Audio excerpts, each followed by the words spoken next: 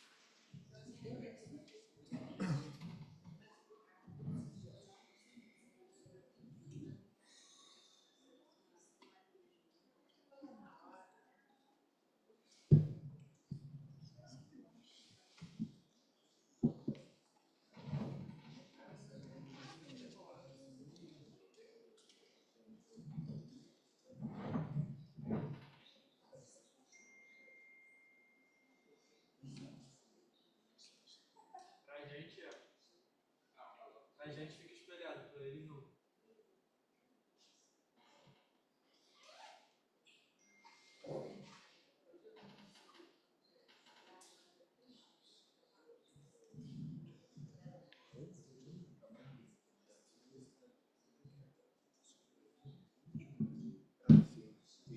Esse aqui é agora.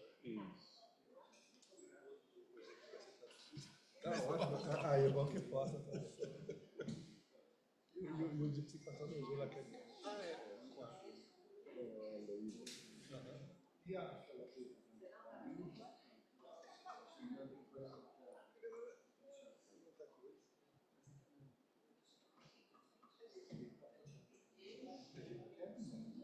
Começamos?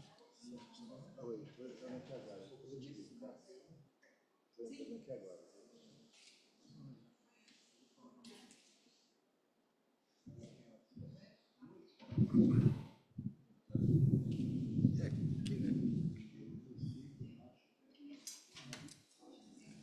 Boa noite. Vamos então, comecemos então, né? Hoje, obrigado. Temos a alegria de receber nosso colega, lá, que coisa, nosso colega, o psiquiatra, professor e psicanalista Antônio Teixeira, membro da EBP e da MP, que abordará a deriva fascista do discurso capitalista. Antônio Teixeira é autor de vários livros, entre eles A Soberania do Inútil, Psicopatologia Lacaniana, né? Organização, né? Organizador, com a Heloísa Caldas, né? E também desse livro aqui, que ele trouxe, nos deu de presente, o saber patológico, le savoir pathologique, a psicanálise entre o texto e o contexto, que vai ser traduzido e vai ter um lançamento aqui daqui a alguns dias. E então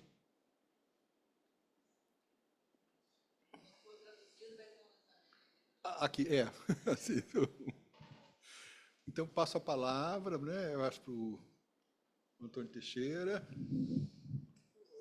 Boa noite, Paulo. Super obrigado pelo convite. Obrigado, Cristina, com quem já tive o prazer de compor uma outra discussão na presença do meu querido amigo Romildo sobre psicanálise e a questão da guerra. A minha voz está normal? Tá. Como é que eu faço?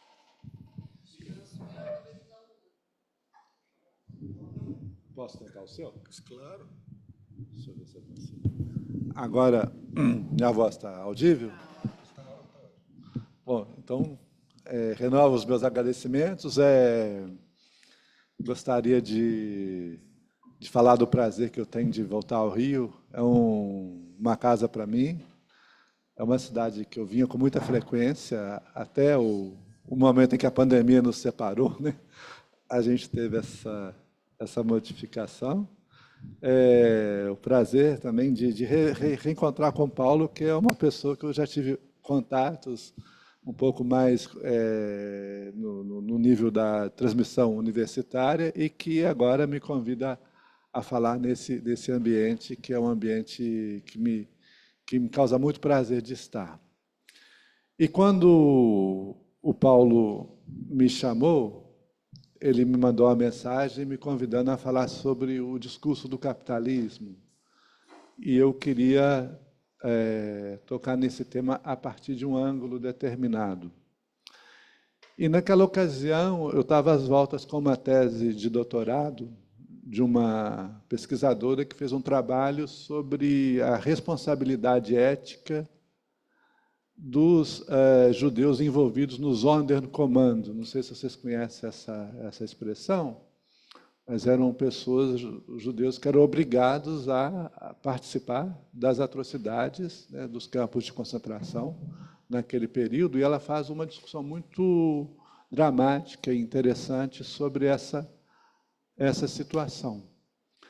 E, ao longo da discussão que seguiu a defesa dessa tese, a gente não conseguiu deixar de evocar o fato de que o cianeto de hidrogênio, nome químico do famigerado gás Zyklon, empregado nas câmaras de extermínio, era fornecido pela empresa alemã IG Farben, da qual fazia parte a companhia farmacêutica Bayer, que participou ativamente da construção dos campos de concentração de Auschwitz, além de utilizar fartamente os judeus como mão de obra escravizada naquele obscuro período.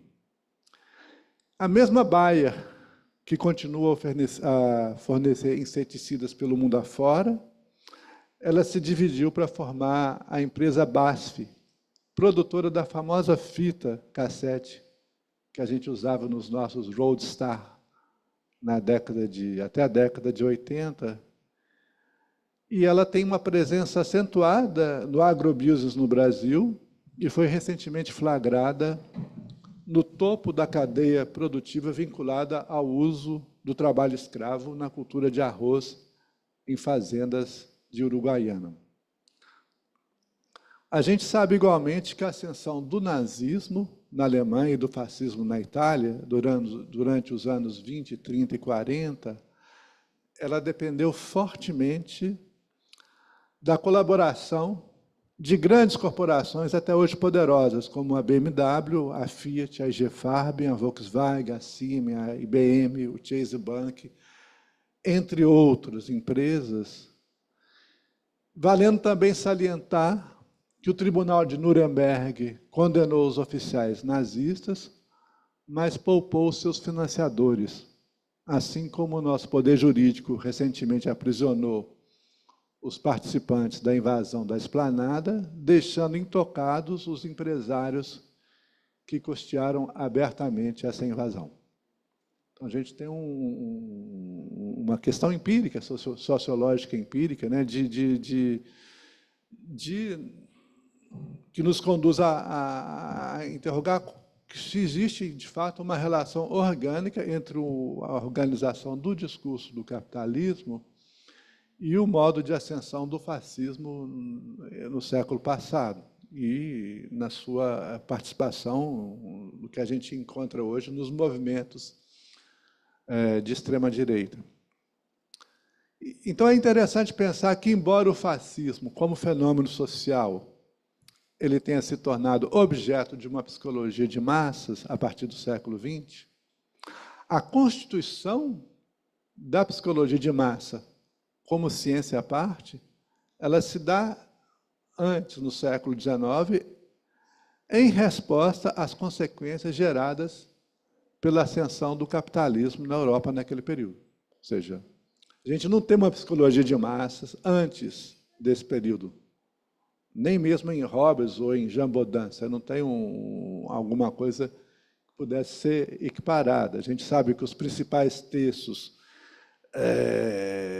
eles foram escritos entre as últimas décadas do século XIX e os 20 primeiros anos do século XX, sendo os mais representativos as Leis da Imitação, do Gabriel Tarde, a Psicologia de Foule, do Gustave Le Bon, que foi escrito 4 anos após a Comuna de Paris, em 1895, The Group Mind, por William McDougall, em 1920, seguido em 1921 pelo texto freudiano sobre a psicologia de massas e análise do eu.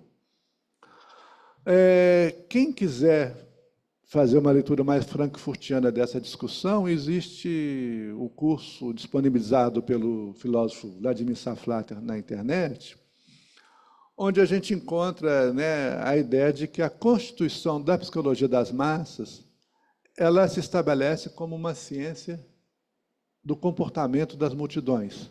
E ela foi gerada em resposta aos impactos sociais daquele processo de urbanização ocorrido naquele período, no qual a violência das massas é concebida como efeito de uma regressão, de uma degeneração do corpo coletivo que ameaça a organização da sociedade burguesa naquele período. Várias as hipóteses são elencadas para caracterizar o comportamento irracional das massas, sobretudo a partir da ideia de liberação dos impulsos ditos primitivos, provocados pelo efeito de sugestionabilidade e contágio coletivo. A sua construção se deu na França, que foi justamente o palco de vários levantes e repressões populares. A gente tem toda uma história acerca disso, e a gente sabe que ali foi justamente o lugar em que a gente assistiu o surgimento das técnicas de manipulação da opinião pública, que está amplamente descrita por Balzac em Ilusões Perdidas. A gente tem a invenção da claque mecânica, não sei se vocês conhecem esse instrumento. Quando uma peça de teatro era apresentada, você tinha uma claque mecânica que era rodada e as pessoas se sentiam aplaudidas. Era uma coisa muito interessante. E as manobras de detratação política, que eram, de certa maneira, análogas ao que a gente vê hoje na divulgação das fake news pelo gabinete do ódio. Mas, embora a psicologia social tenha sido gestada no século XIX como ciência visando compreender o mecanismo de formação das massas para manter o controle disciplinar das multidões, o que a gente assistiu após a ascensão do fascismo italiano e franquista e do nacionalsocialismo no século XX é uma outra reflexão crítica endereçada agora a uma concepção das massas não mais na forma de multidão descontrolada, mas como organização instrumentalizada pelo poder de Estado. A massa não mais como uma multidão aleatória e descontrolada, mas como um fenômeno organizado. E, nesse sentido, é importante notar que foi Freud, e não em seus antecessores, que essa reflexão crítica vai ser incorporada, que ela vai encontrar sua primeira fonte de argumentação. E o interesse de Freud é que, contrariamente à tendência geral, que procurava distinguir a massa desorganizada dos grupos sociais organizados, Freud se vale de duas instituições coletivas paradigmáticas, a Igreja e o Exército, para mostrar ali que esse componente pulsional das massas, longe de ser, como se acreditava então, um desvio degenerativo das instituições, ele é, na verdade, a sua condição imanente. Esse desvio degenerativo estava nas massas organizadas, ele era a sua condição imanente. E nesse aspecto chama a atenção o fato de que Freud, ele, ao abordar o tema da psicologia das massas, o Le Bon escreveu Psicologie des Foules, que seria Psicologia das Multidões. O Freud se serve do termo massa e Mengen, em alemão, indistintamente, como se multidão e massa fossem coisas indistintas. E se ele conserva essa indistinção, é porque ele visa enfatizar o elemento pulsional aleatório das multidões como condição inerente a esses modos de organização das coletividades. Então, toda a questão é que se Freud se permite, ao se haver com o problema clínico da neurose, do sofrimento, ele se permite fundir a psicologia individual com o tema das psicologias das massas, ele fala psicologia do eu, psicologia das massas, é porque ele percebe que a vida psíquica de cada um se encontra determinada pelo seu modo de inserção no outro, pelo seu modo de inserção nas organizações coletivas do seu contexto. E se a clínica individual ela requer, então, de nossa parte, uma meditação sociopolítica sobre a psicologia das massas, é na medida em que aquele que nos procura o faz em razão da sua dificuldade em adequar a sua satisfação pulsional expressa no sintoma ao modo coletivo de gozo representado na coletividade social. Ou seja, tem essa contradição entre satisfação pulsional que habita o sintoma e a sanção coletiva do bem-estar. E é por haver com essa contradição que a psicanálise ela não pode se fechar numa doutrina. Ela necessita se contrapor, né, ao próprio contexto em que ela se insere e onde ela produz a sua intervenção, que é esse contexto social que nós estamos nos referindo aqui. Então, a gente pode dizer, simplificando, que a satisfação pulsional do sintoma é percebida como uma perturbação, porque ela não se harmoniza com a identificação social dos modos coletivos de gozo. O sujeito percebe ela como imposição de um gozo alheio, né? Uma satisfação separada da coletividade que performa a sua identidade, na medida em que o eu não se constitui no vazio, mas por pertencimento a uma comunidade dos nós. Nós aqui não é nós, Borromenes, primeira pessoa do plural, é nós. Ou seja, o eu não se performa no vazio, ele se performa por pertencimento a uma comunidade do nós. Então, para a gente operar com a pressão pulsional do sintoma, é necessário refazer a experiência do sujeito sobre o fundo de um outro nós, de um novo enlace artificial, de uma nova comunidade social mínima, que é o nós formado pela via do vínculo transferencial entre o analisante e o analista, né? Um pouco o beabá do que a gente entende, aonde a gente deriva a ideia de que tratar o sintoma significa deslocar o elemento pulsional do sujeito que não se enlaça à sua representação social, dirigindo ele para o laço transferencial que permite decifrar a sua satisfação interna através da suposição do saber ao analista. E por gerar nesses efeitos de significação algo que não é codificado pelo discurso social, essa decifração resulta numa desidentificação do sujeito, que não se conhece, não se reconhece mais pertencente à comunidade do nós.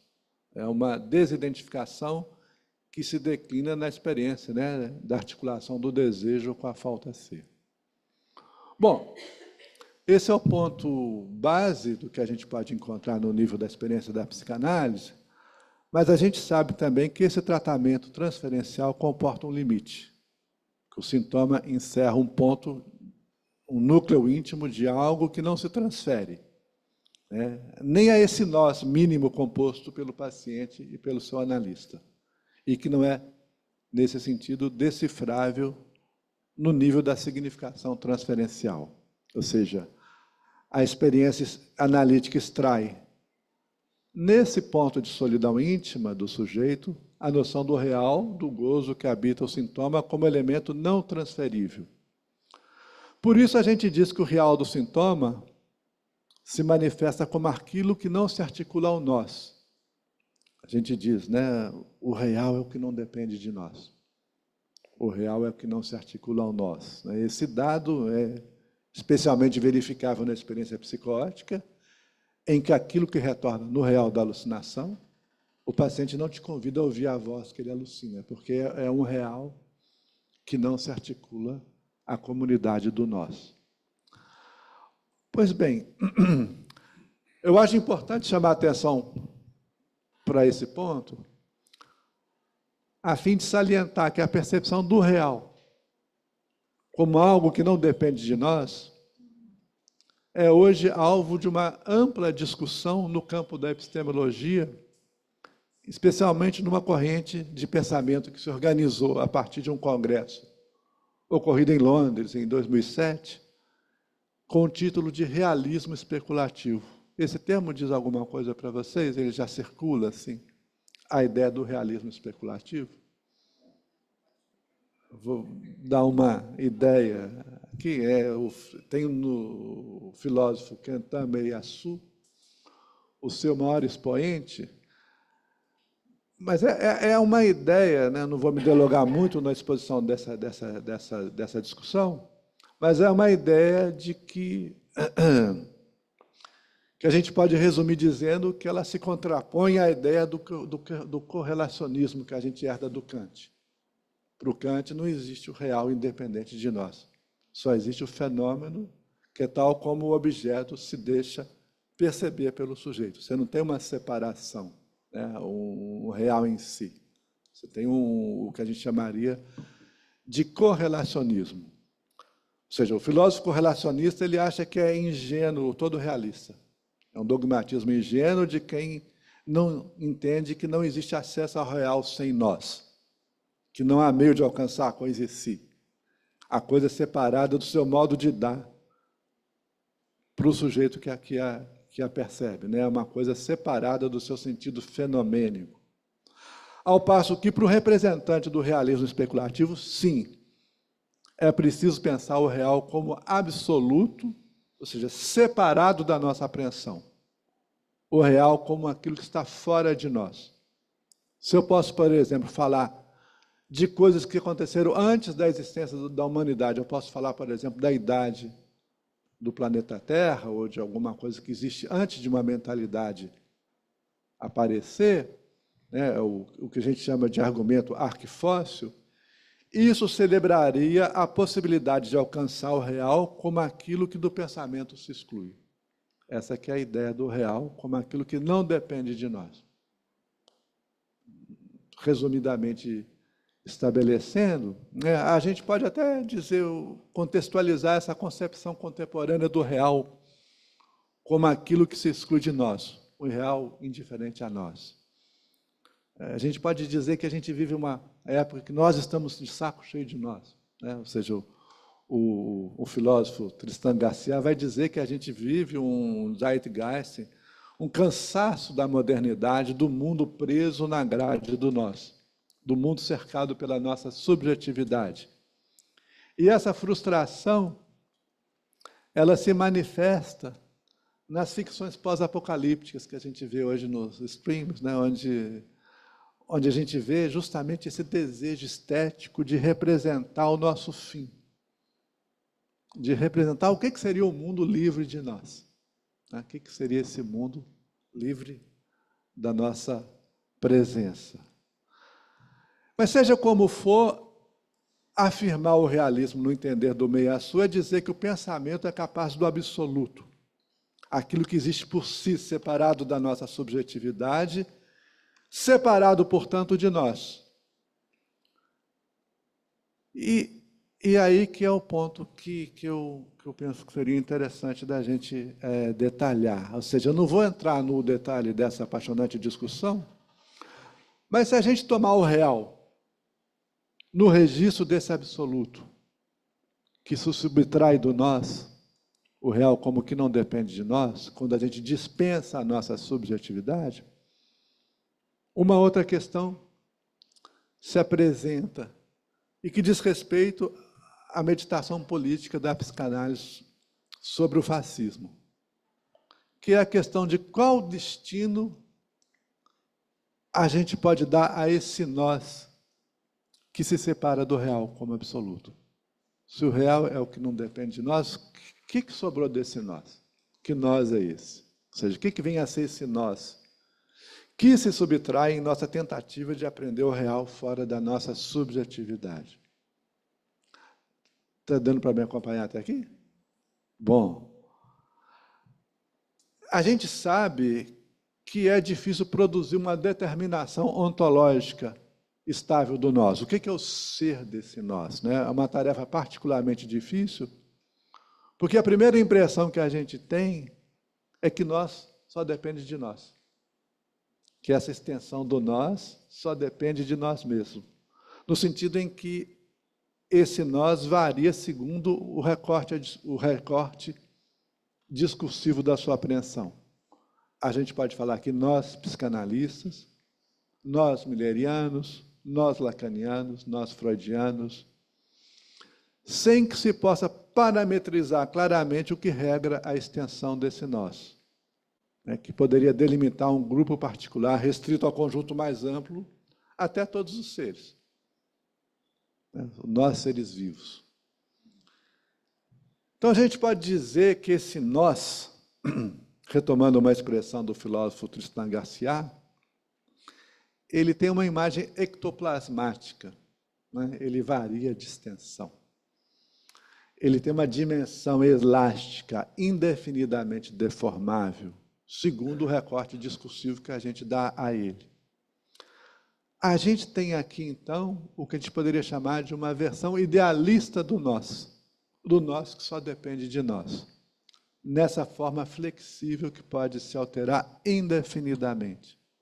Ou seja, o idealista crê que o nós pode se estender indefinidamente, sem ruptura. A sua primeira figura histórica, não por acaso religiosa, aquela situada por São Paulo, na base do universalismo cristão, que tem no seu horizonte a ideia de um nós reconciliado. Não há gregos nem judeus, não há escravos nem mestres, não há circuncisos nem incircuncisos, somos todos nós unidos em Cristo. Essa ideia de um nós amplamente universal, que vai ser laicizado pelo marxismo 19 séculos mais tarde, no projeto comunista, que vai secularizar essa promessa messiânica de supressão dos nós particulares pela fundação do nós universal de uma sociedade sem classe. Mas a gente tem uma outra versão idealista do nós que aparece nesse sentido. Pois bem, se a gente considerar agora o ceticismo de Freud, tanto em relação à promessa religiosa quanto ao projeto comunista, não sei se vocês conhecem esse diálogo do Freud, um amigo dele comunista disse assim, olha, o comunismo vai iniciar por uma fase sangrenta de lutas, mas depois ele vai ter um período de pacífica prosperidade. O Freud diz, eu acredito na primeira parte, ele não vai na segunda, ele tem essa ideia. Mas se Freud, tanto Freud quanto Lacan recusam essa versão idealista do nós, é porque ela dissimula o fato de que há, se a gente pode dizer assim, um real do nós. Há algo em nós que não depende de nós. A gente fala que o real é o que não depende de nós. É como se a gente pudesse articular a ideia de que existe um real do nós, no sentido de algo em nós que não depende de nós, que é um real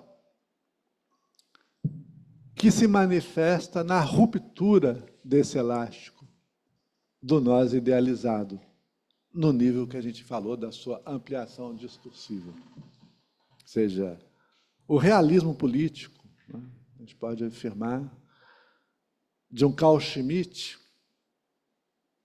ele parece mais consequente para Lacan do que o universalismo idealista de um Kelsen, né, em que pese o fato de que o Carl Schmitt era um fascista execrável e que Kelsen era um bom moço, né, de um certo universalismo idealista. A gente pode entender que se o realismo político de um Carl Schmitt ele parece mais consequente para Lacan, é na medida em que Carl Schmitt nos permite ver, considerar esse real do nós como algo em nós que não depende de nós, no sentido em que a sua doutrina nos leva a pensar essa ruptura do nós na dimensão segregativa, naquilo que ele vai chamar da ontologia do inimigo, né? O nós depende do tratamento de uma ruptura na ontologia do inimigo, que é claramente manifesta na deriva fascista que hoje a nós retorna. Ora, essa perspectiva, ela nos interessa particularmente porque a gente constata que, em sentido contrário ao movimento idealizante, idealista do nós, que tem no seu horizonte a forma universal do todos iguais, o fascismo absorve o discurso da ruptura para responder a alguma coisa que não se deixa suprimir nessa identificação homogeneizante do todos iguais. Quando a gente tenta estabelecer a ideia do todos iguais, alguma coisa é recalcada ali e isso retorna justamente no nível de algo que o discurso do fascismo absorve e a partir do qual ele se tensiona. Então, para a gente dimensionar concretamente essa ruptura, a gente tem que entender que elástico que ela rompe. Quanto mais amplo o elástico, mais frouxo ele fica. Mais susceptível de se romper, se a gente usar essa imagem, ele se torna. Então, se a gente quiser pensar o fascismo no nível dessa ruptura, a gente tem que ver qual que é a versão idealista, qual é o elástico idealista sobre o qual ele incide no momento da sua ocorrência. Ou seja, o idealismo universalista que, em nosso momento, se rompe, ele não é o universalismo cristão, ele não é tampouco o universalismo marxista. O idealismo que se rompe é aquele que se produz com a instauração do discurso do capitalista, que se manifesta no nível da abstração monetária com a ideologia do mercado universal, o qual define como norma de pertencimento ao universal homogêneo do nós a capacidade supostamente presente em todo ser falante de participar da lógica capitalista, coextensiva ao cálculo gerencial do custo da produção, do consumo e da margem de lucro. Ou seja, a gente tem que entender essa ideia desse nós, dessa idealização, porque quando a gente fala do discurso do capitalismo, conforme foi o convite que me foi feito falar aqui, a gente se apoia numa referência lacaniana que é essencialmente problemática para o próprio autor. Lacan, quando ele formula os 4 discursos, ele diz 4 e não tem 5, não, é 4. Mestre universitário da estética, né, e do psicanalista. Ele é muito, vamos dizer, assertivo em relação a esse ponto. Não existe 5, 6 ou 10, são 4. De maneira que, se ele se refere uma vez só, em 1972, numa conferência proferida em Milão, ao discurso do capitalismo, ele faz ali uso de uma torção que ele normalmente não admitiria na sua doutrina dos 4 discursos. Por que ele faz isso? O que vem a ser esse discurso atípico? A ideia é que todo discurso é estruturalmente determinado por uma barreira que separa o lugar da verdade do lugar da produção. Não é? Canonicamente, a gente pode estabelecer isso aqui no discurso do mestre, nessa barreira que separa o S de A. Agora, quando a gente fala por acréscimo do discurso do capitalista, é preciso entender que ele é, por assim dizer, um não-discurso. Ele é um não-discurso, ele é um discurso atípico, ele é um não-discurso, porque ele não autoriza essa barreira de subtração requerida pela mediação discursiva que coloca o sujeito em relação com o outro. Ou seja, se vocês examinarem a estrutura do discurso do capitalismo,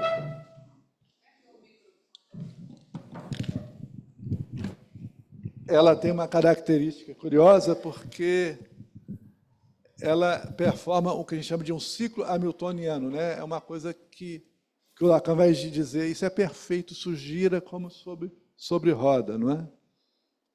Mas ele vai dizer, é demasiado perfeito alguma coisa que acaba se consumindo justamente nessa circulação infinita, com uma característica interessante, que é o único discurso em que o S de abarrado se liga ao mais gozar. Né? Ou seja, a gente nota que, nesse discurso, o sujeito excepcionalmente se liga ao objeto A, que não mais o divide, mas o completa. E, ao completá-lo, ele o transmuta na forma canônica do que a gente chama de indivíduo na doutrina liberal. A gente pode, eventualmente, dizer que o matema do indivíduo ele estaria localizado nessa parte do discurso do capitalista que liga o S de abarrado ao mais gozar. E, ao completá-lo, por completá-lo, Lacan vai afirmar, em O Saber do Psicanalista, que o discurso do capitalista é um discurso marcado pela forclusão do amor. Ele vai dizer explicitamente que é o discurso marcado pela forclusão da castração, porque você tem uma ligação do sujeito com o objeto, né? Um discurso marcado pela forclusão da castração, no sentido, diz Lacan, né? Lacan é amoroso quando ele fala disso, é interessante que normalmente ele é muito ríspido, né? No sentido, meus bons amigos, que esse discurso não trata do amor.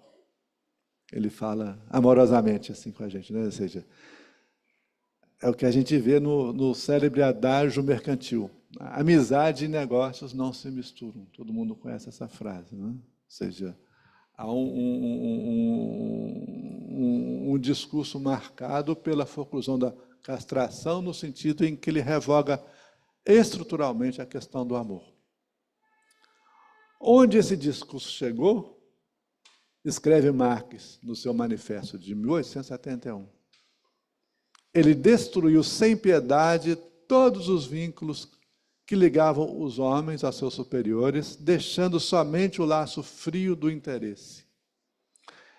Ele afogou os fervores sagrados do êxtase religioso, do entusiasmo cavalheiresco e do sentimentalismo pequeno-burguês nas águas geladas do cálculo egoísta, essa frase célebre do manifesto que a gente conhece. Ele fez da dignidade pessoal um simples valor de troca, colocando no lugar da exploração velada por ilusões religiosas uma exploração aberta, cínica, direta e brutal.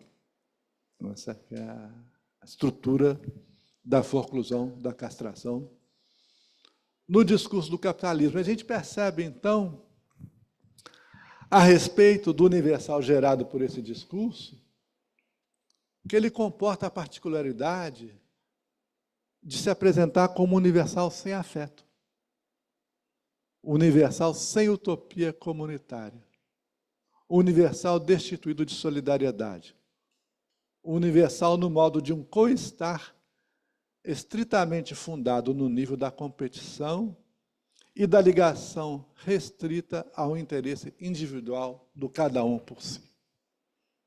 Ou seja, o próprio sujeito se vê ali tomado no universal da forma mercadoria como mera unidade abstrata, indiferente ao que ele seja, ao conteúdo do que ele tem a dizer, né? De tudo que diga respeito à experiência singular do seu pertencimento a uma comunidade determinada. Por exemplo, na universidade, eu tenho que apresentar uma espécie de produção. Os meus colegas não querem saber por que o Antônio está estudando o discurso do capitalista, ou por que ele está querendo discutir o discurso universitário ou a metafísica do Kantamiyasu. Eles querem saber quanto que eu produzi, em quanto tempo, em quantas revistas, com X numerações. Quer dizer, a gente tem uma espécie de redução do próprio sujeito a uma certa unidade contábil. O sucupira, o raio do sucupira. E aqui a gente vê claramente essa inversão, então, entre a amplidão do nós nesse universo discursivo e a sua intensidade, especialmente verificável no nosso capitalismo tardio. Quanto mais extensa a esfera desse nós, com a queda do regime soviético, etc., mais indiferente a cada um de nós esse nós se torna. Mais desamparado e substituível cada um de nós se sente nessa obrigação de se tornar unidade desse universo na forma de um empresário de si mesmo. Pois é no contexto dessa indiferença do nós dessolidarizado, desse nós como abstração alheia a cada um de nós, a cada história de cada um, o nós indiferente à história de cada um de nós, é ali que se revela o real do nós, a que nós nos referimos, como aquilo que em nós não depende de nós, na forma de um esgarçamento que afeta a integridade disso e vai finalmente romper sua elasticidade ideal. O nós que ganha intensidade agora, e que vai ser recapturado pelo discurso do fascismo, é o nós do pobre de nós. Pobre de nós, os miseráveis, pobre de nós, os excluídos, pobre de nós, os explorados. O nós da Internacional Socialista, aquele nós que não somos nada, sejamos todos. Você tem uma ideia de que o nós que ganha intensidade é o nós do pobre de nós. É ali que vai se esgarçar o elástico idealista do universal. E o fascismo, ele absorve justamente o discurso dessa ruptura para responder a uma crise de identificação, mediante a promessa de refundar as identidades. Então, a gente vê o retorno do Estado-nação, a gente vê o retorno dos identitarismos coletivos, a gente vai ter uma série de dimensões em que, se a política ela consiste no acesso à palavra coletiva, no sentido em que dizer nós é se tornar existente, ela vai traçar o círculo de pertencimento que dá visibilidade ao invisível. O nós agora reivindicado, ele se reveste no movimento fascista da falsa promessa de um princípio político, de um nós diferente dos outros. De um nós que remedia à indiferença do nós abstrato, do discurso do capitalismo, como sendo um nós que difere dos outros, e, ao mesmo tempo, é um nós marcado por uma espécie de ideia de solidariedade e camaradagem social. Ou seja, então, a ideia que eu acho que está no horizonte, do que eu quis trazer aqui para vocês,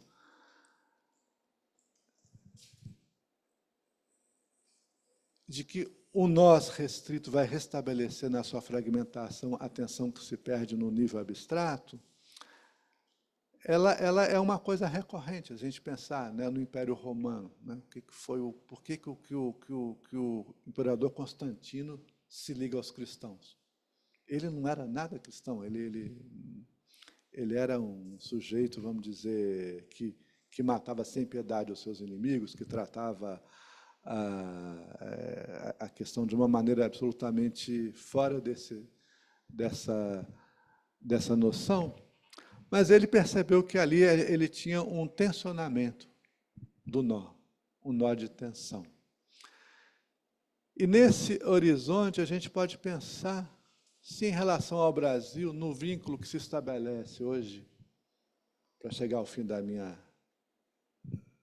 discussão, do que eu queria apresentar aqui, se a gente pensar no vínculo que se estabelece entre a violência da extrema-direita e a ascensão progressiva dos evangélicos, que hoje compõem um terço da bancada do Congresso, a gente constata que esse retorno do nós, que não depende de nós, tensionado pelo desespero e pela demanda de solidariedade do pobre de nós, que foi deixado à sua própria sorte, entregue ao olhar indiferente do nós abstrato do capital, né, seria relevante nos perguntar de que modo nós, da comunidade psicanalítica, pode se haver com esse real do nós, que não depende de nós, desse nós vitimizado como pobre de nós, de cuja violência reacionária o discurso fascista se apropria, ofertando-lhes o inimigo no ressentimento que rompe a comunidade idealizada que o abandonou. Então, nessa perspectiva, a gente pode entender por que razão a extrema-direita frequentemente se apoia do tema da defesa da família, numa ofensiva que visa mostrar a esquerda como antifamília, a população de orientação religiosa sobre a qual o discurso fascista recentemente se ergueu. Ou seja, a ideia, né, é que no nosso sistema de absoluta indiferença social, no qual o único contato interclasse que a gente tem se resume a uma conversa consensorista ou uma situação de assalto, né? Importa entender que, para a grande maioria das pessoas socialmente excluídas, os imigrantes, etc.,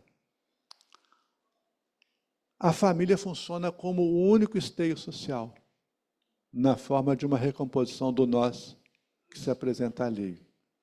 E que as igrejas evangélicas elas vão justamente se colocar no nível dessas instituições que fazem parte dessa rede da família ampliada, para além dos limites da família nuclear burguesa, que só conhece os limites da consanguinidade. Então, é um pouco no horizonte disso que eu pensei em trazer para vocês essa discussão, né? Não sei se eu acho que eu vou tentar abrir e depois a gente retoma a partir do que vocês acharem que pode ser pertinente.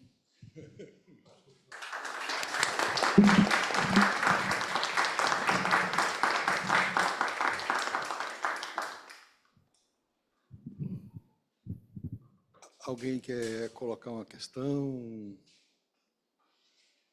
Que eu acho que você põe assim, uma primeira pergunta bem ampla, né? Esse todo indivíduo, né? O Lacan fala, agora, de todo indivíduo é proletário. Ele aponta justamente para essa noção do Marx, que o proletário é aquele cara que o quê? Foi destituído de todos os laços sociais, né? Foi mandado lá para a cidade, para a fábrica, sem laços sociais.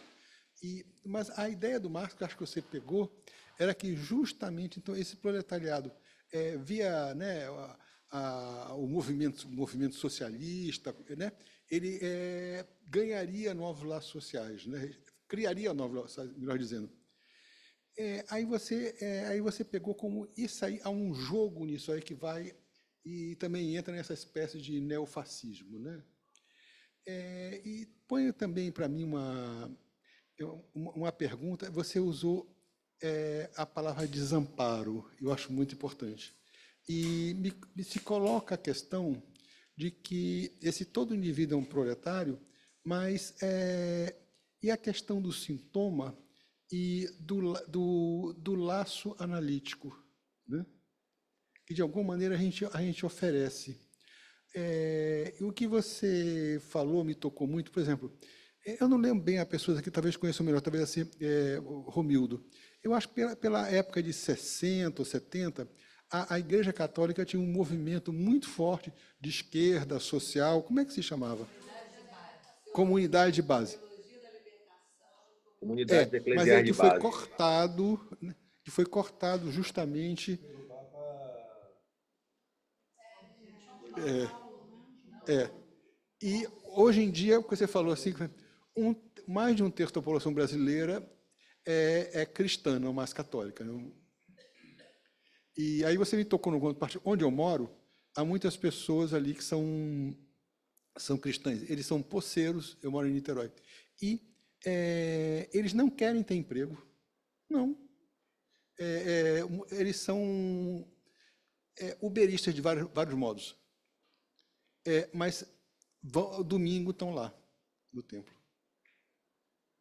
E isso é muito importante. Por exemplo, um deles que ficou machucado, o carro bateu e tal, alguma coisa foi restituída através do templo.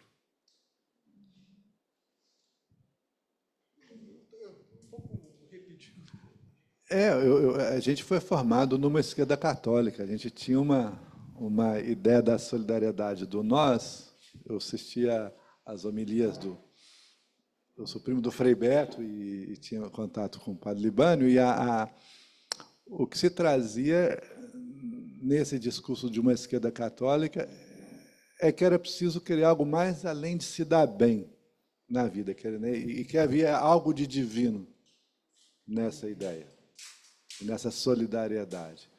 E, de fato, a gente tem perdido esse campo progressista da solidariedade que a esquerda católica provia, que se perdeu com João Paulo II, porque ele acaba com as comunidades eclesiais de base.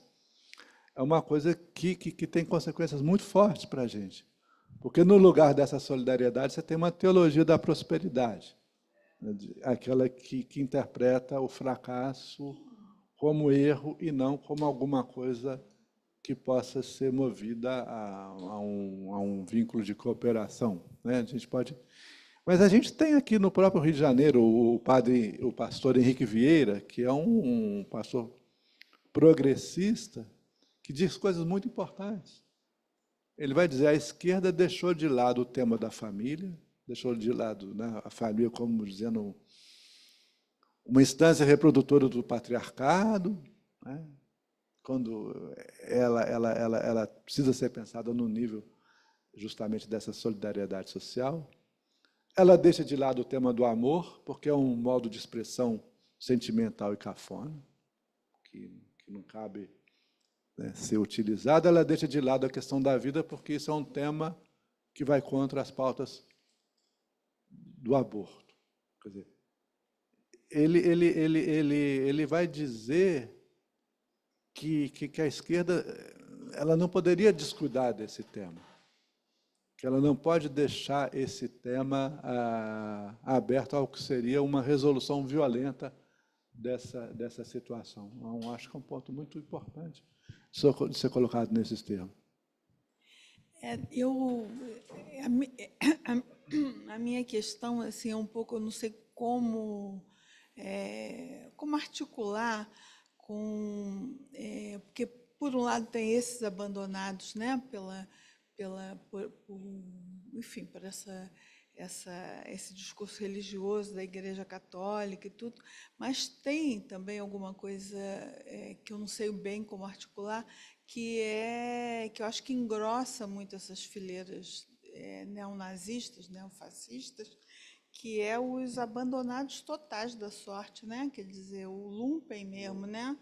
Então, esses, na verdade, eles não estão necessariamente, como é que se fala, rebotalhos dos discursos religiosos ou eles são produções de um capitalismo, são restos de um capitalismo que, enfim, estrebucha e, né, ou renasce, né? Mas, enfim, é isso que engrossou muito, né, no Brasil, esse aumento desse movimento fascista. Eu não sei se foi só os abandonados da sorte da religiosa, né, da sorte religiosa, mas também esses abandonados esses restos da indústria, né, um pouco, enfim, aí até a imagem imediata que ocorre é alguma coisa que tem uma relação mais com o que você lembrava antes dos campos de concentração, enfim, do tratamento do dejeto, né? Eu não sei muito bem como articular isso a partir do que você está falando, que eu achei fantástico. Enfim, não sei se fica claro. É a minha questão.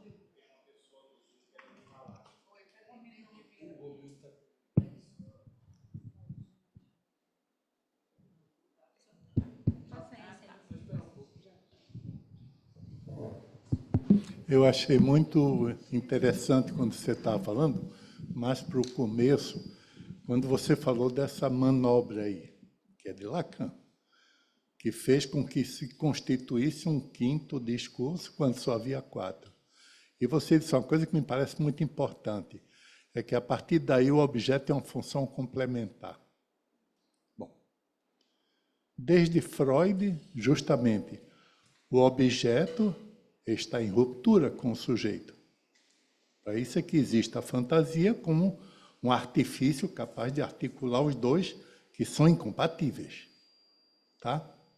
Aí, quando você diz que no discurso capitalista o A é complementar e não em ruptura, né? Logo ele não pode ocupar o lugar de um lugar dominante não hegemônico, como é o caso dele no discurso do analista. Então, a menos que se pense num recobrimento ideológico muito forte, onde entram todos esses antigos valores cristãos de uma maneira desmoralizada, quer dizer, como fator propagandístico, né? Fica muito difícil se imaginar qual é a dominância no discurso do capitalista, né? Justamente por causa disso. Ele só se mantém se o objeto é complementar. Se o objeto é complementar, como é que se forma o lugar dominante? Não é?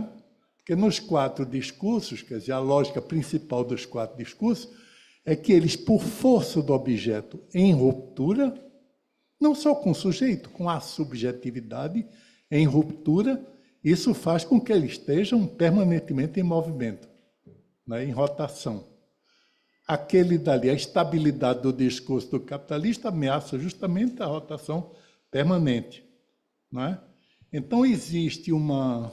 É difícil isso. Existe uma...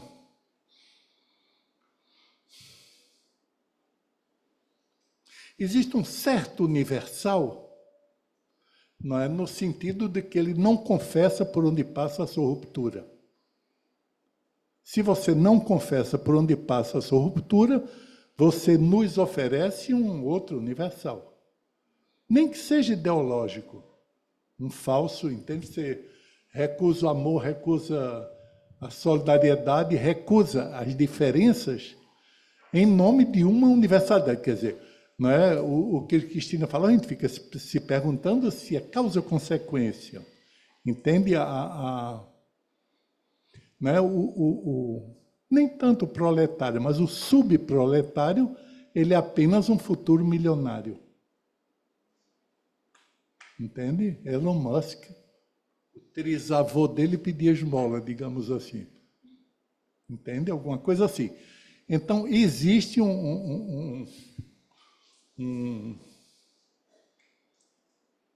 uma espécie de faz de conta da circulação, de qualquer forma. Sabe? Mas uma circulação que não conta com a ruptura entre sujeito e objeto, que é o essencial do freudismo. Né? Se o sujeito não for rompido com o objeto e vice-versa, não há psicanálise. Né? Freud começa por aí. Tanto que ele acha, solidariedade, todos os grandes sentimentos para Freud são ridículos. Não é isso? São ridículos porque todos eles servem para recobrir a ruptura fundamental, né? Seja o objeto como o resto, né? Como Cristina falava, ou o objeto como efeito direto do simbólico. Sabe? Se você recobre o simbólico com um novo imaginário, você não precisa justamente recobrir o nós com o real que escapa. Não é? Talvez seja até uma definição da ideologia, isso, né? Não é?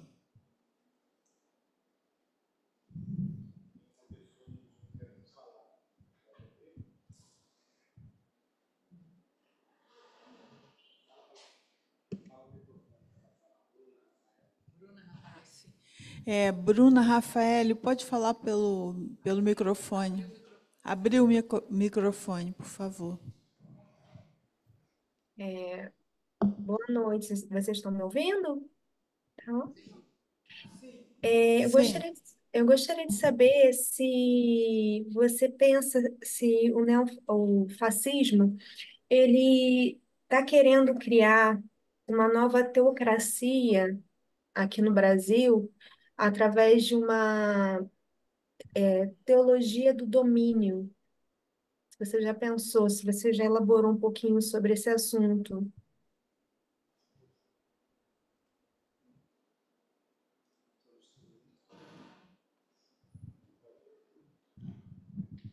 Sim, na verdade, essa apresentação que eu fiz aqui é mais a colocação de um problema do que de uma solução. Não é? Eu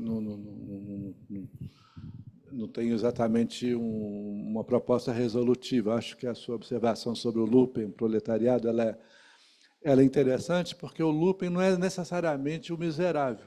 O Marx descreve o Lupen como toda aquela pessoa que ficou julgada num campo de indeterminação. Então, a gente vê um certo lumpen numa certa pequena burguesia que a gente encontra, que são pessoas que ficaram sem um certo lugar social, igual o filho do aristocrata que não tinha mais o lugar que ele tinha com uma organização de um sistema burguês. Essa ideia do que é o lugar da dominância é muito boa. O que vem a ser esse S barrado aqui no discurso do capitalista? É aí que a gente encontra o horizonte do cinismo do capitalista. Porque ele não chega com a iminência do mestre. Você não tem né, se a gente pensar no empresário, eu sou igual a você, a gente se liga a um contrato de trabalho. Se você entra no mercado, eu compro a sua força de trabalho a partir do preço que ela existe no mercado, e não porque eu estou mandando, eu sou uma eminência. Alguém que... É claro que ele esconde que ele tem justamente, né, as forças, os meios de produção, que são justamente colocados no nível de que, se há um contrato de trabalho, alguma coisa não é prevista nesse contrato, que é o fato de que o trabalho vai gerar mais valor do que aquele que ele é pago nessa relação. Então, a gente tem o Marx vai dizer, né, de um sorriso mefistofélico do capitalista. Né? Ele compara aquela passagem do Fausto, não é? Parecia que não era nada, que era só um cão, e ali o tal diabólico, nesse horizonte aqui de alguém que não confessa aquilo que justamente se coloca no horizonte do seu funcionamento. É claro que a gente querer reviver valores do tipo família, amor, etc., no nível de um sentimentalismo burguês, seria reacionário. Seria alguma coisa que não dá para a gente ter no horizonte de uma proposta. Mas a psicanálise ela traz uma coisa interessante, que é o fato de que, primeiro, que você não tem contrato psicanalítico. Você não consome um psicanalista. Quando Lacan fala do psicanalista como santo, como dejeto, é o dejeto no sentido de alguma coisa que não se deixa consumir. Eu acho que é nesse ponto que a gente vai aparecer no horizonte, né? E esse horizonte é o quê? É um horizonte de que a gente deva multiplicar ao máximo as comunidades de psicanálise. Que elas devam, com todo o erro que isso vai ter, né, com todos os tropeços, a gente tentar, de certa maneira, constituir esse nós da comunidade psicanalítica, que ele não seja um nó né, estritamente dogmático, que ele possa, de certa maneira, ter uma entrada nesse horizonte. Teologia do domínio, a gente lembra daquele seriado famoso que teve... Né? Os Contos de Aia, não foi? A gente fica com medo dos Contos de Aia quando a gente vê a Michelle Bolsonaro pedindo a restauração de uma teocracia. A gente acha natural a separação da religião do Estado. Gente, o custo disso foi uma Revolução Francesa. Foi muito difícil a gente ter isso, para a gente perder isso. Percebe? Ou seja, como é que a gente vai conseguir manter, de certa maneira, esse laço que a religião traz, que é o laço da solidariedade, e, ao mesmo tempo, manter uma laicidade do poder do Estado? É uma questão que eu acho que é fundamental e, de certa maneira, a gente tem que estar atento a tudo que possa ser uma teologia vinculada à representação do Estado, que é alguma coisa que se manifesta no que a gente vive hoje. Sim. Respondi mais ou menos às questões que... Que eu ia falar de uma outra coisa, a respeito justamente disso. Eu não entendo muito os evangélicos, assim, qual é o... Mas a gente não pode esquecer que o começo do capitalismo liberal tem um fundamento religioso que deu nascimento ao protestantismo. Com Lutero, claro, mas sobretudo com Calvino. Não é? Então, a gente vê, quer dizer, talvez seja sempre necessário um fundamento religioso no sentido de que tem que aparecer alguma coisa que aponte o universal. Foi São Paulo, não é à toa que São Paulo fundou o cristianismo. Não é? Então, no caso dos evangélicos, sobretudo no que se refere à ligação orgânica, vamos dizer assim, que eles têm com o fascismo, o que é que acontece? O que é que aconteceu com o antigo protestantismo? Entende? Que é o fundamento do liberalismo.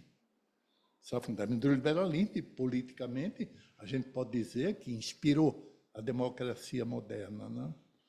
Entende? Tem uma coisa aí que tem tudo a ver, eu não saberia dizer o quê, mas tem tudo a ver com essa questão da posição discursiva do objeto. Sabe? Mas, enfim, teria que pensar bem mais. Mas eu acho que não é uma continuação histórica, simplesmente. Sabe? Tem qualquer coisa aí.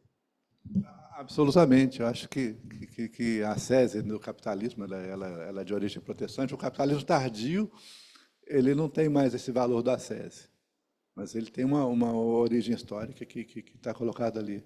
Agora, eu penso que o horizonte é o protestantismo, é a igreja evangélica. A gente vai ter que se entender com isso. Não tem como a gente querer restaurar uma esquerda católica. Eu acho que é conseguir articular um progressismo a essa perspectiva que vai se estender. Mas com isso você está dizendo que o fundamento religioso é permanente. O Lacan dizia o triunfo da religião, não tem jeito, né? Bom, mas uma coisa é o triunfo, que é a última etapa de qualquer coisa. Outra coisa é não ser pensável nada que seja histórico sem um fundamento religioso. Bom, eu queria primeiro dizer que delícia, que beleza. Não sei se foi tudo muito rápido para a discussão, mas a gente vai acompanhando. Eu quero te agradecer por esse arco grande e que a gente consegue entrar numa coisa tão difícil assim. E eu, assim, também com toda a dificuldade, porque são questões, mas eu acho que tem uma figura que se apaga no seu arco, que é a figura do liberal. A gente vai logo para o discurso capitalista. Eu acho que, quer dizer, esse ideal, esse elástico que foi rompido, ficou muito próximo de um elástico mais religioso, o nós, meio humanista religioso, mas tem um humanismo liberal, talvez a Revolução Francesa para cá, e eu acho que apareceu agora na fala do Romildo, é ele que, digamos, ele que sustentou até agora uma espécie de nós. Esse é a PSDB, Alckmin. Tem um negócio assim de um liberal, digamos um liberal meio do bem, a direita antiga. Esse era aquele que acreditava no nós, que era a soma de eus, e eus estáveis. Esse está lascado. E esse é o nosso problema. Quando você diz, a gente tem que, nós agora os psicanalistas, a gente acredita num eu estável que nós vamos furar. Mas esse eu justamente está sobrando.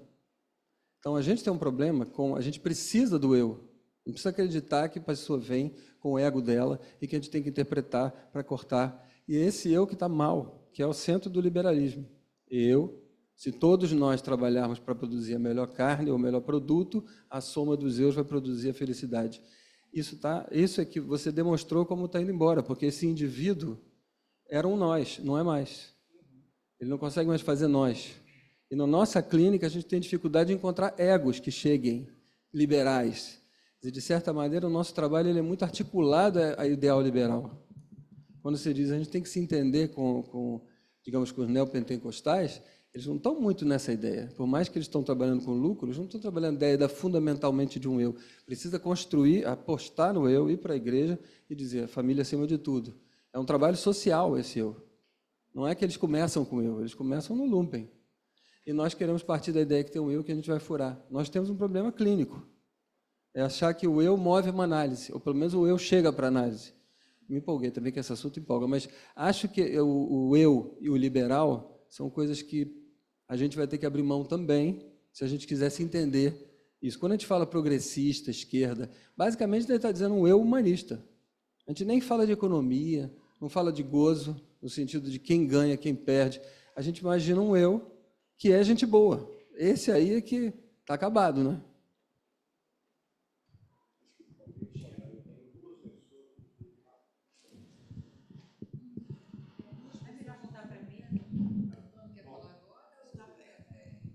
Pode passar. Depois eu retorno.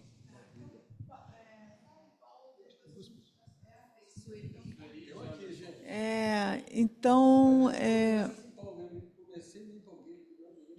vou passar. Tá, Sueli pode abrir o microfone e falar, por favor.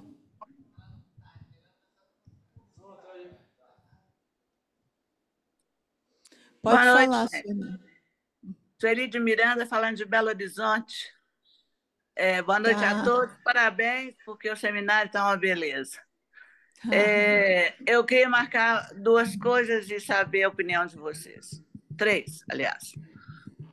Uma coisa, que fascismo, neofascismo é um bom nome para falar de nazismo, né? O capitalismo esfacelado, na crise que ele se apoia no nazismo em todo o mundo, não é só no Brasil. Ele precisa de um fundamento para que o faça mover. Ele torna-se um capitalismo do desastre, não é? O movimento do capitalismo na atualidade é destruir. Bom, isso é uma coisa. A outra coisa é que o sujeito contemporâneo, eu acho que ele é mais nietzschiano do que marxista. Aí eu não sei o que você acha, mas ele está num amor para além do bem e do mal. Ele topa enfrentar, né? Da maneira que consegue, mas é um amor que está para além do bem e do mal, né? Ele não se deixa devastar pela ciência, né? Até nem próprio pela psicanálise, né? E eu acho que nós temos uma prova disso, que é que o Brasil disse não. Ele elegeu Lula, né? Aos trancos e barrancos, mas ele elegeu Lula. E o fundamentalismo, ele pode, de alguma maneira, ir segurar as pontas para o nazismo, eles não dão essa bola toda, porque se tivesse, né, o mundo já está destruído há muito tempo, que o movimento deles é esse. Não está. Então, eu vejo uma luz no fundo, no fim do túnel. É isso. Obrigada, Sueli. Quem? Ah, Jamerson. Jamerson, por favor, pode falar. Oi, Abre o gente, microfone. Oi, gente, boa noite, tudo bem? Estou falando aqui de Salvador, Bahia. Eu estou iniciando aqui os estudos em psicanálise, estou catando um monte de coisa para ver. Sou originalmente da área da comunicação e atuo na política. E quando eu vi esse seminário aqui, eu fiquei muito mexido, assim, com muita vontade de vir, acompanhar, e estou gostando muito do que está rolando aqui do papo. Talvez eu não consiga encaixar direito as minhas ideias dentro dos conceitos da psicanálise, mas assim, achei curioso a ideia de discutir isso, porque na semana passada eu estava aqui numa reunião com algumas pessoas do Partido dos Trabalhadores e tinha uma demanda assim de uma pessoa que estava aqui, que ele estava querendo entender, ia conversar com algumas pessoas dos institutos de pesquisa, porque a gente está com um ano de governo progressista, com alguns números melhorados, e a avaliação de de alguns itens, né, são mensurados da sociedade, estão positivas, mas a avaliação pessoal do presidente não sobe, ela está começando a baixar. Onde é que está esse bloqueio, né? Onde é que bate esse bloqueio de que você vê que está tudo melhorando para todo mundo, mas que a gente não, a sociedade não tem topado por conta dessa polarização. Assim, aí muitas coisas foram faladas aqui, que foram batendo na minha cabeça, reverberando com essa outra conversa. E acho que o Marcos que falou aí foi um ponto assim, que são vários componentes que foram construídos ao longo dos últimos 10 anos, assim, que eu acho que costuraram essa loucura que a gente ainda vive, né? Uma delas, assim, que a gente teima ainda em descartar muito. Eu lembro que em 2003 eu trabalhava na campanha de um deputado federal e eu disse na ocasião que aquela eleição seria a última que a gente não perderia na internet, seria a última que não seria decidida na internet, na verdade. A gente quase perdeu para Aécio Neves. A gente, que eu digo assim, na esquerda, para Aécio Neves, na internet. Aí se deslanchou o Lava Jato, uma série de valores morais que a gente está acostumado aí, né? Uma série de questões que desencadearam na queda de Dilma, etc. E, no final, no bolsonarismo. Ah, e depois disso, o ponto que Marcos fala assim, do liberalismo, a gente começou a perceber na sociedade um aumento exponencial assim desse discurso liberal, mas diluído em coisas que as pessoas não pensam sobre economia necessariamente. Por exemplo, é, as pessoas começaram a pensar muito em resolver a sua própria vida. Uma coisa está atrelada a isso que foi dito sobre a teoria da prosperidade, da teoria da prosperidade dentro das igrejas evangélicas, que as igrejas migraram para isso. Silas Malafaia falava mal disso no começo e hoje ele é um grande defensor, por exemplo.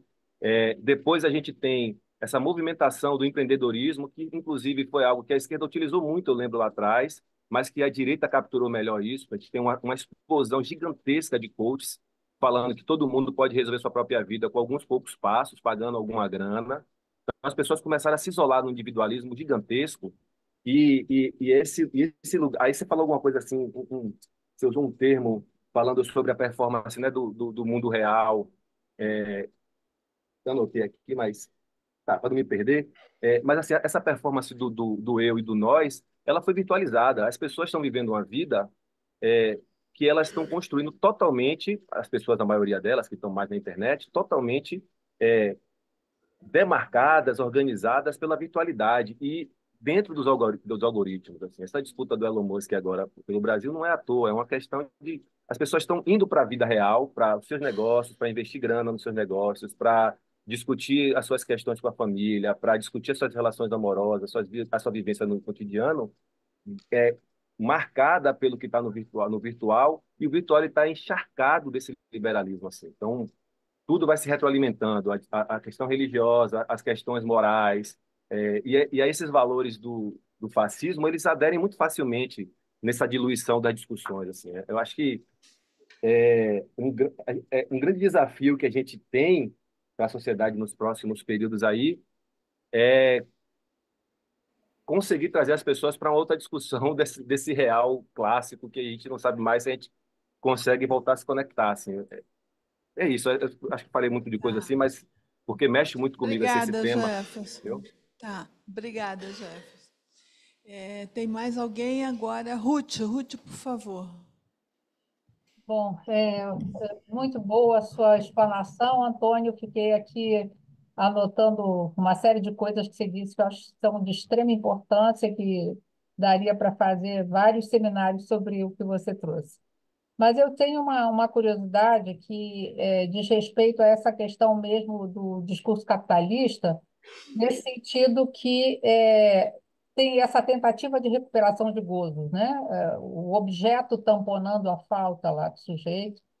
E aí eu penso também que se não nós esse nós pode ser também aplicado um pouco à psicanálise quando, por exemplo, Lacan em televisão ele diz que a saída para o discurso capitalista seria o discurso analista como algo que traz isso que não funciona, o real, né?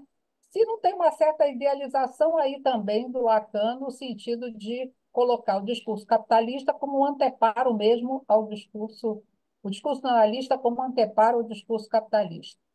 E uma outra questão que para mim é sempre enigmática é quando o Lacan, em 75, fala será que a psicanálise pode ser um sintoma social, né? Aí ele diz, só se cada indivíduo fosse um proletário. Então, seria uma proletarização generalizada, a psicanálise também estaria, a partir disso, num certo caminho de uma certa idealização do próprio discurso analítico? O que você acha?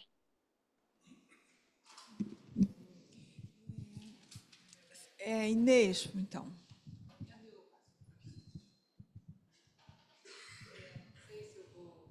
Eu estou gostando muito, agradeço, Antônio. Mas você falou uma coisa, eu estou intrigada, até a partir do que o rapaz da Bahia falou, quer dizer, do que a gente tem discutido aqui muito do negacionismo.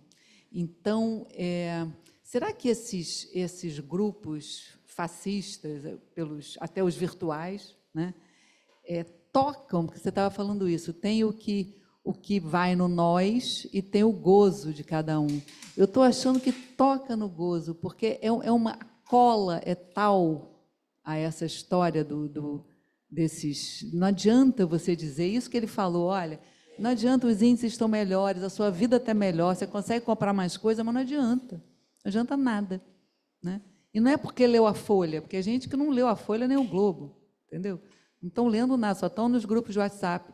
Então, a realidade é o que está ali. Tem alguma coisa ali que toca, que a gente não sabe bem o que é, e que eles continuam acreditando nessas coisas que aí o Marx falou bem, quer dizer, não é só o desamparo de quem não tem como pagar, é o desamparado que se sentiu sempre meio ignorante e que agora acha que que ele é que sabe a verdade, a verdade dele é que está no grupo do WhatsApp, não é porque a ciência é uma bobagem, né? Então, tem alguma coisa. E uma coisa que eu já falei da outra vez, eu lembro que eu trabalhei no posto de saúde muitos anos, e estava começando essa história de Igreja Universal, e um menininho um dia veio, o menino que eu ia atender, ele veio com uma caneta toda desenhadinha de dólar, né?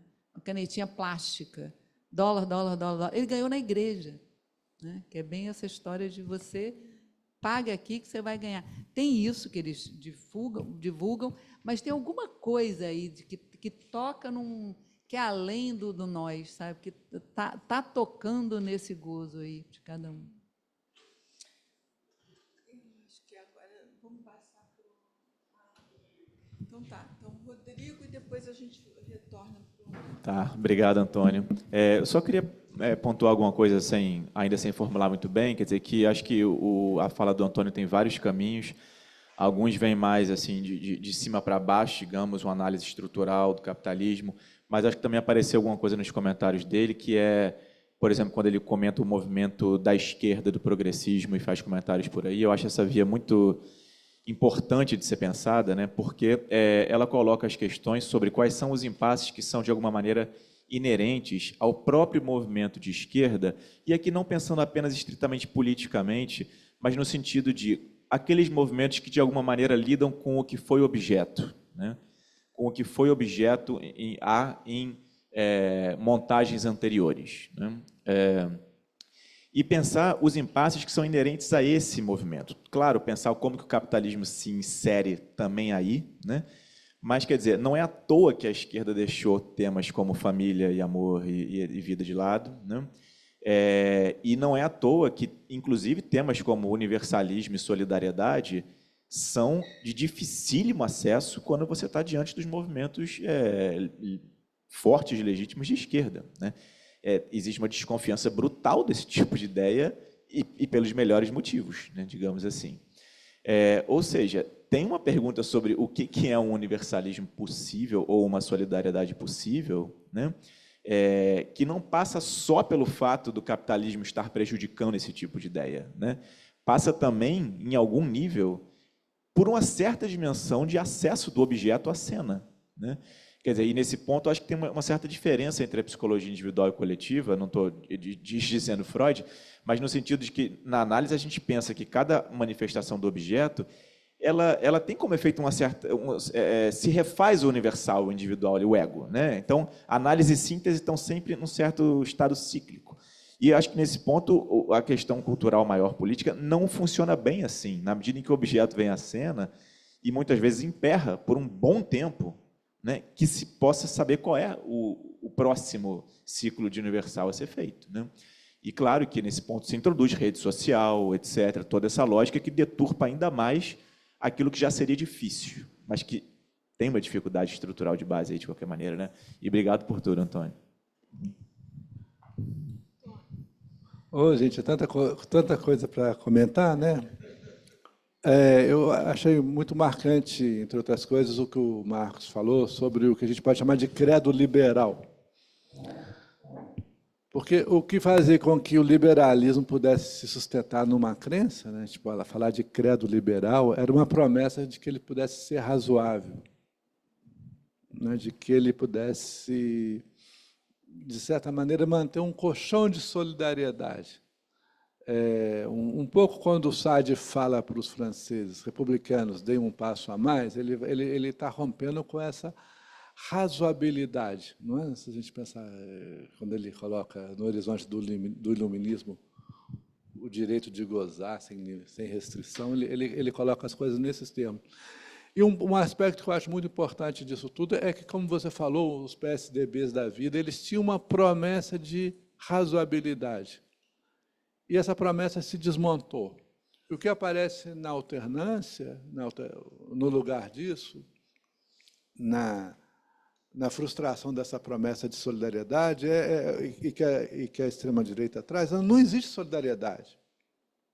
O bandido, o pobre, o periférico, ele é nosso inimigo, a gente tem que matá-lo. É como se ele revelasse aquilo que um certo discurso do credo liberal velasse, porque não é politicamente interessante para ele. Agora, quando essa frustração dessa promessa chega a um determinado ponto, aquele que incorpora justamente essa verdade, não existe solidariedade, é assim que funciona, é assim que tem que ser, isso ganhou uma reputação. A gente só percebe hoje solidariedade social como uma regressão, uma infantilização, ou seja, isso não tem mais o valor mobilizante que isso tinha. Então, eu penso que a coisa tem muito a ver com essa falência do credo liberal que você colocou tão bem.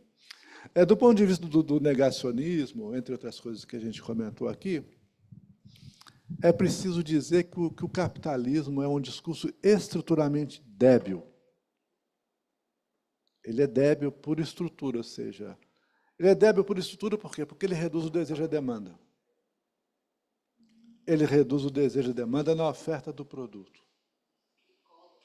Cola. E se você não está satisfeito, é porque ainda vai sair um novo Apple de não sei o que das contas, ou seja, a obsolescência programada, enfim. É um discurso estruturalmente débil, a gente pode dizer. Isso se identifica, por exemplo, na contabilização dos likes, né, na contabilização dos seguidores da rede social. né? Não tem nada mais visivelmente débil do que o que aparece nesses termos. E de um lado, você tem esse aspecto da debilidade, e, de um outro, a gente tem o que é o negacionismo, né, estabelecido aqui, como quando a gente perde o que a gente poderia chamar de um filtro reputacional. Se eu falo uma coisa muito errada aqui, eu não posso fazer porque eu tenho um nome a zelar. Agora, quando a gente faz isso numa rede social, né, o que importa é que isso produz uma excitação que vai ser contabilizada no algoritmo e que isso vai ser alguma coisa que o mais gozar junta com o sujeito nesse discurso. A gente encontra... Isso é muito preocupante se a gente for entender. E, em terceiro lugar, eu acho que existe um problema muito importante em relação ao negacionismo, que é uma desconfiança da ciência. Uma desconfiança do saber científico. Por quê? Porque o saber científico ele é opaco. É preciso confiar no especialista. Quando eu entro no avião, eu confio no engenheiro. Né? Quando eu tomo a vacina, eu confio no microbiologista. E a gente vive um momento de desconfiança epistêmica que é muito preocupante. Isso foi até debatido numa noite da biblioteca no meu colega Ernesto Perini, que é muito presente. E é um aspecto que, de certa maneira, me deixa mais inquieto, porque é uma pauta que a direita pegou da esquerda. Essa epistemofobia, essa ideia de que todo saber é uma relação de poder. Percebe? Essa ideia de que toda teoria é um construto social a serviço de uma classe. Não, o objeto da ciência não é um construto social. A ciência pode ser. Mas existe a objetividade científica, sim. É possível alcançar o real, fora do correlacionismo. Isso existe, né? E a gente perder essa confiança nisso nos expõe, né? O ceticismo ele é saudável, mas o ceticismo da vacina ele é um problema muito sério da gente enfrentar. E a tese do Ernesto Perini, quando ele estava comentando esse fenômeno, é dizer que o que interessa não é a informação. Você tem pessoas bem informadas anti-vacina, não é a carência de educação, de formação básica, etc. Mas ele associa isso ao que ele chama de fenômeno de desigualdade. E que, por exemplo, a gente fazer cobrança de dívida dos super ricos é uma coisa muito importante, não só do ponto de vista de arcabouço fiscal, mas é uma espécie de arcabouço ético. Sim, isso é uma coisa que não pode esperar mais. Sabe? É um nível obsceno de desigualdade, né? E com toda a desconfiança, né? no que a gente poderia estabelecer nessa coesão, que é um resultado dessa situação. Mais ou menos um pouco o que eu consigo falar, não sei se eu chego a dizer o suficiente. Sim?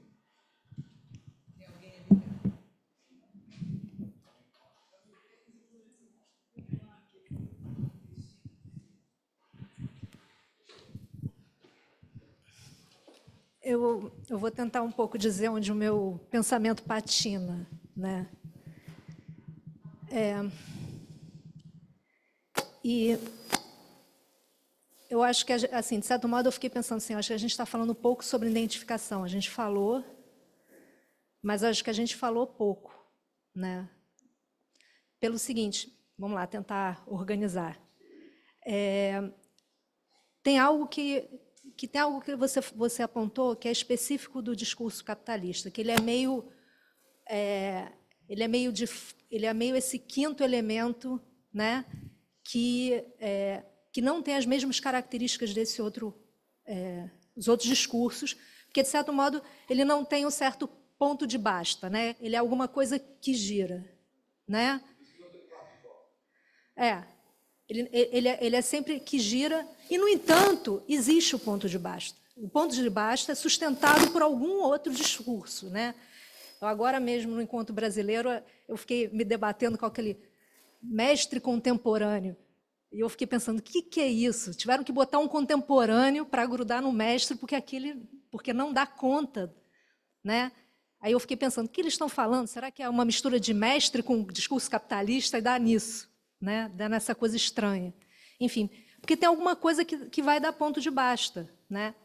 E esse ponto de basta é os nossos significantes mestres, são aquilo que, por exemplo, a gente fica pensando assim, solidariedade é bacana, esse significante ainda me serve, né? A ciência me serve, né? Aqui. E, no entanto, sei lá, se a gente tivesse vivido outras circunstâncias, se a gente não tivesse vivido no Brasil o que a gente viveu com a cloroquina, a gente poderia talvez estar falando que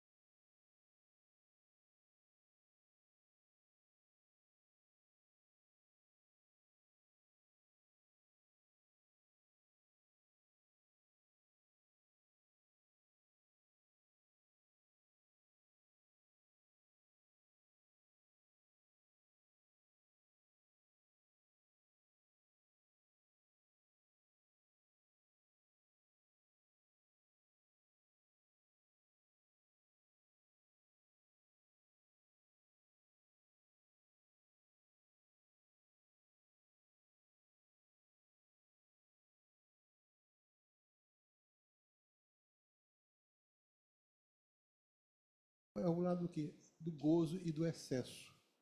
E aí a nossa discussão hoje não tem a ver com a aposta de Pascal?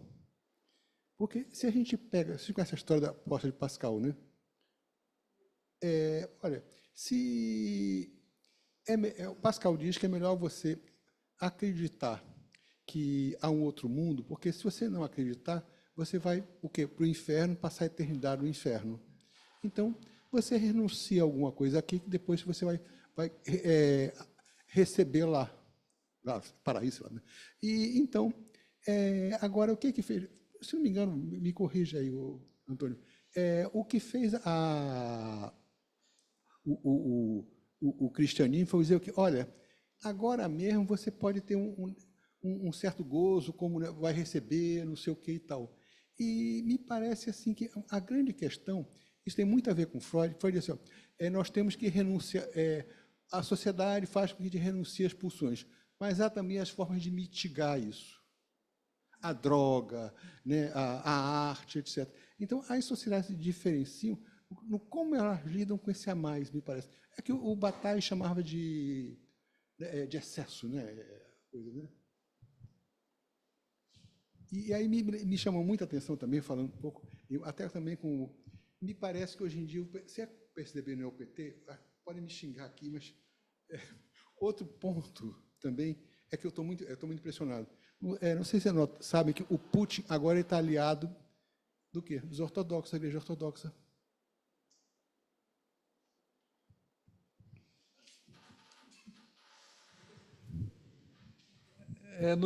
Não saberia muito bem localizar a apologética do Pascal nessa ideia, não é, de que o contra-personagem dele é o libertino desesperado, é aquele que já se entregou ao excesso. É ali que ele vê a salvação. E, de certa maneira, a gente recupera um pouco disso, né? O camarada procura o psicanalista depois que ele já tentou todas as soluções contractuais.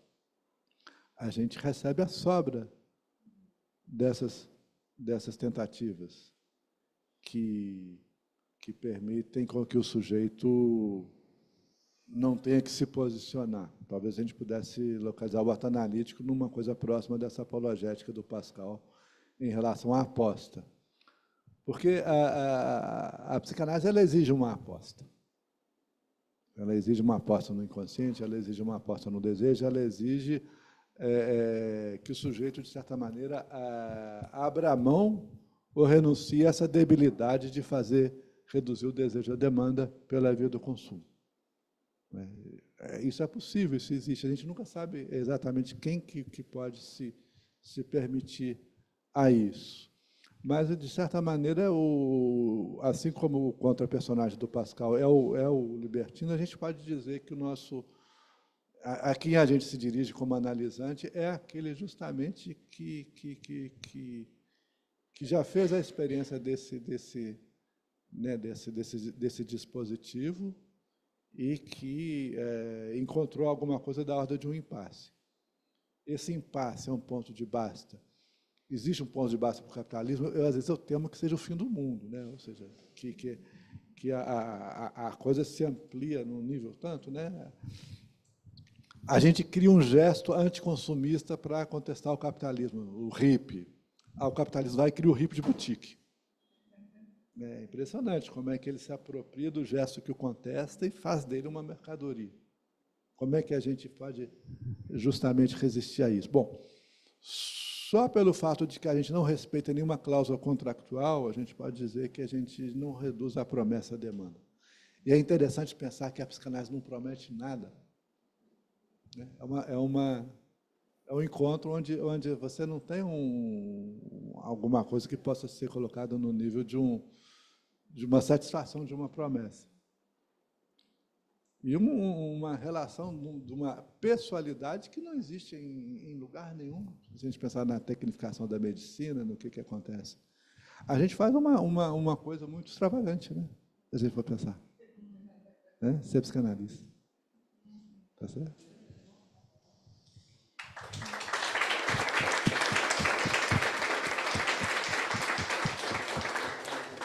Obrigada, Antônio. Obrigada a todos. Foi muito bom.